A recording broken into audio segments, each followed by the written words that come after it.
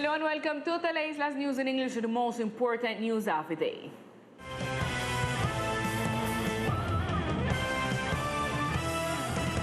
At this moment, the planton of students is presented in front of the Coral Palace. The youth affirm that not seeing governmental interest and they ask credit management for higher education.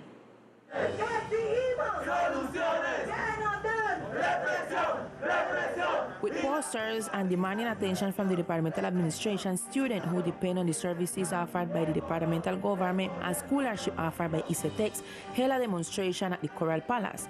The students are protesting for prompt results as soon as possible, and that assures them their studies for the second semester of 2021.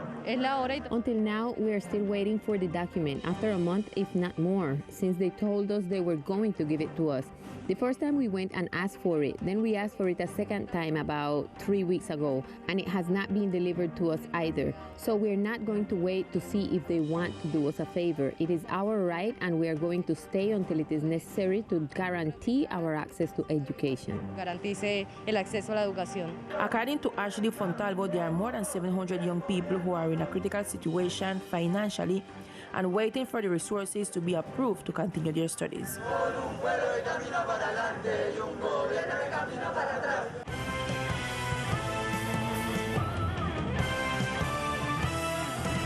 In the Departmental Assembly Hall, the public hearing of the Special Asset Society is being developed.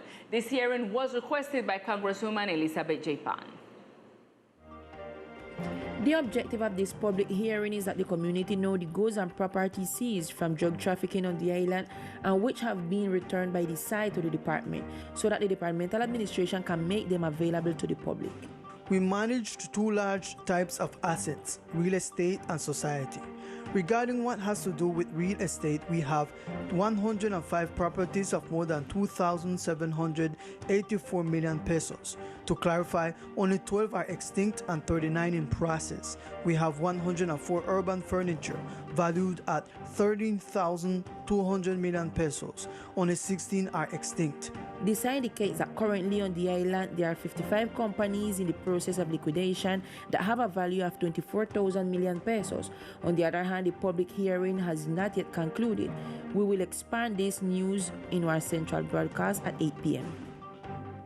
And the Ocean Conservancy caucus led by Germán Blanco, Speaker of the House of Representatives, together with Congresswoman Elizabeth J. Pan Diaz, delivered an important donation for the Seafloor 2021 expedition. It is a donation represented in $2,500 for the Seafloor expedition, which was born as a joint effort by multiple entities of the National Order for the Generation of Knowledge of the Seafloor Biosphere Reserve, which seeks in the medium and short term to realize a monitoring plan 2015-2023 and standardize samples protocols.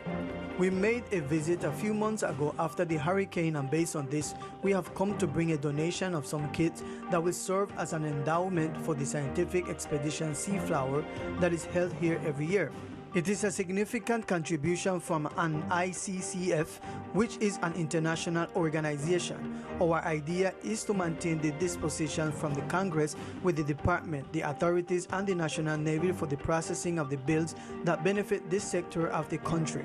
In attendance at the delivery of this donation were representatives of the entities participating in the expedition as Coralina, Unali, Navy, among others. Precisely, this expedition could not be carried out last year because of the hurricane. This year, we will do it at a site known as Bajo Nuevo. Currently, we have no knowledge of it, and with the support of the President of the Chamber, is a great effort to improve the governance of the Biosphere Reserve Seaflower in terms of improving knowledge. The director of Coralina also highlighted the fact that at the national level, large-scale resources are already being committed to improving our Seafloor Biosphere Reserve. And in other news, air transportation is an indispensable part in the reactivation of tourism in our department.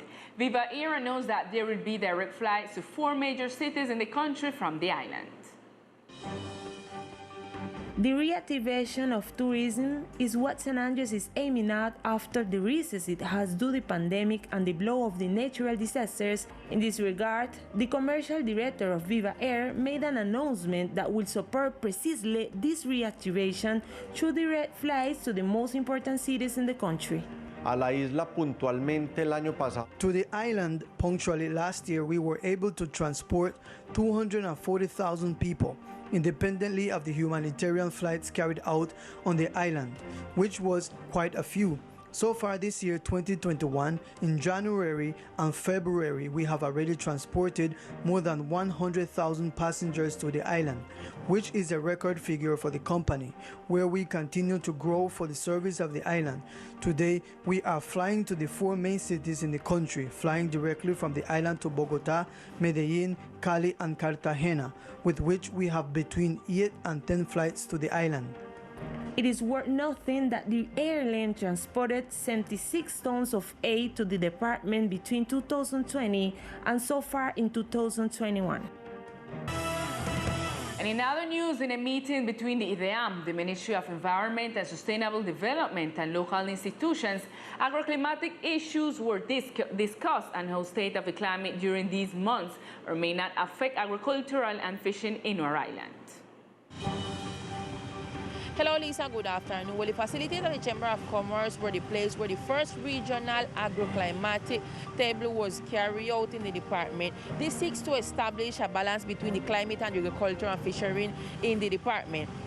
This will use the technology to predict climate change, thus achieving the health development of the crops and fruit, since this will allow us to know what is going to happen in the climate and therefore how we should prepare ourselves and what tools we should use in short and medium time. The IDEAM offered support to these agroclimatic technical work tables with information and climate prediction to farmers and fishermen. We tell them how the weather is today, what we expect for next month. We give information on the rainfalls, temperature, wind, radiation, so that they can organize their agricultural calendar and have first-hand information while being informed permanently and also giving us feedback on the ancestral knowledge of the farmers of the island. This event were attended by the IDEAM, the Ministry of Environment and Sustainable Development, the Secretariat of Agriculture and Fisheries, Environmental Corporation, Coralina, the SENA, the DIMAD, among other actors, and the idea is to meet every month where issues will be discussed according to the forecast that the IDEAM will provide. This is all information, Lisa, that we provide here from the facilities of the Chamber of Commerce. Continue in studio with the most relevant information of the day. Thank you, Silvette. At this time, we continue with all sport news with Victor Fusalva.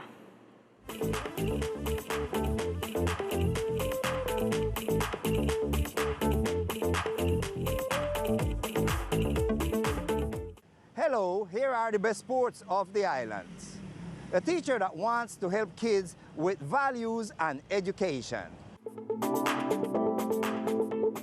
Basketball is one of the traditional sports in our island department, in which work of training since childhood plays a very important role in that you can get stars and professionals with values and education in this sport of basketball. Jenny Matos is one of these teachers who want to contribute to the formation of children with special values in the island department. Tengo una escuelita de formación. I have a little children basketball training school from 5 years to 12 years. This with the purpose of encouraging children to make use of their free time and practice sport. In addition, we want to invite parents and families to come out with their children to practice any sport, not only basketball but also education, values, and everything that includes the formation of the child. According to Professor Matos, education with values is the most important thing in the formation of the little athletes. Open gyms are a place where one could better their physical condition.